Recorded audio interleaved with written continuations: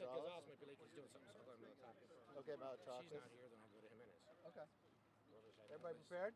Would you be willing to testify about your conversation with Donald Trump on January 6th if you were asked by an outside commission? Sure. You Next would. question.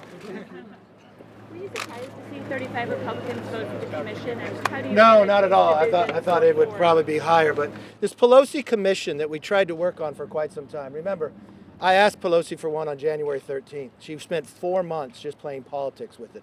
In that time period, an officer got killed on Good Friday just across with this Capitol. She didn't want to have the scope to do that as well. I just felt we're going to have 4 things happening right now. You've got 2 committees in the Senate already doing their investigation. I believe in 2 weeks they'll already have their report back, even though Pelosi wasted all this time. You got the architect of the Capitol given $10 million to study what we need done here to protect it. And then you got the Justice Department, rightfully does a much better job than we could ever do. Arrested already 445 people. Probably more, another 100 coming. That's the type of work we want to make sure done, that it never happens again, that those who participated and caused it should be held accountable, and that we secure this Capitol and we don't play politics with it. I just think a Pelosi commission is a lot of politics. Yes. What in the language of the bill limits the scope of the commission? It says it can look at any. No, it doesn't say any.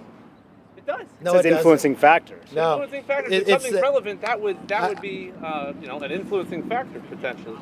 I have a difference of opinion here than our legal counsel does too. So I gave language to Speaker Pelosi. I sent her 2 different letters. She never would communicate at all in that process. I think the scope needs to be expanded. If you look at the 9/11 Commission, we looked at what happened on 9/11 and what the buildup for that was. And I think that would be important here as well. Yes. Do you think it's a conflict of interest for members to be voting on a commission that they might have to potentially be witnesses for and provide information on? No, because who knows what they're going to do on the commission. So, no, I don't think so. Absolutely certain that none of your members were in any communication with any of the people who stormed Capitol Hill? But thank you for the question.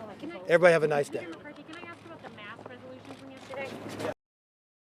The resolution that you brought to the floor about masks was tabled. Is there anything else that your conference can do or plans to do to change the mask requirements currently on the floor? Well, we would just like to abide by the science. What's interesting is you look at this building, there's a chamber for the House and a chamber for the Senate.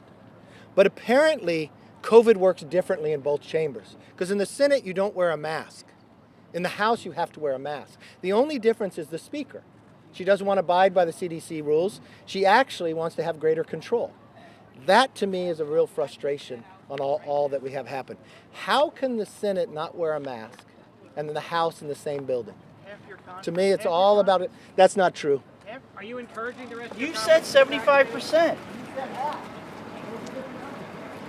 Half your conference.